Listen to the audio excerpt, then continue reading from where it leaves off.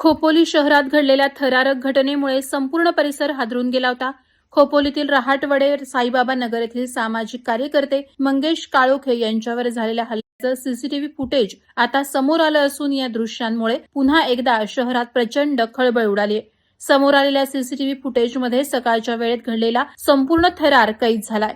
मंगेश काळोखे हे आपल्या मुलींना शाळेत सोडून घराकडे परतत असताना आधी त्यांची गाडी अडवली जाते. काही सेकंदातच परिस्थिती पूर्णपणे बदलते आणि क्षणात हल्लेखोर त्यांच्यावर झडप घालतात. फुटेजमध्ये मंगेश काळोखे स्वतःचा बचाव करण्याचा प्रयत्न करताना मदतीसाठी आजूबाजूला पाहताना दिसत असून हे दृश्य पाहणाऱ्यांचं काळीज अक्षरशः पिळवटून टाकणार आहे.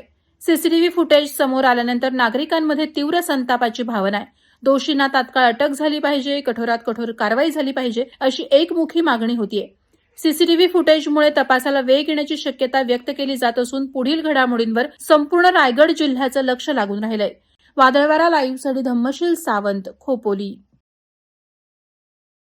नवी मुंबई व रायगड जिल्ह्यातील ताज्या बातम्या आणि घडामोडींसाठी सबस्क्राईब करा वादळवारा लाईव्ह चॅनल आणि दाबा बेल आयकॉन.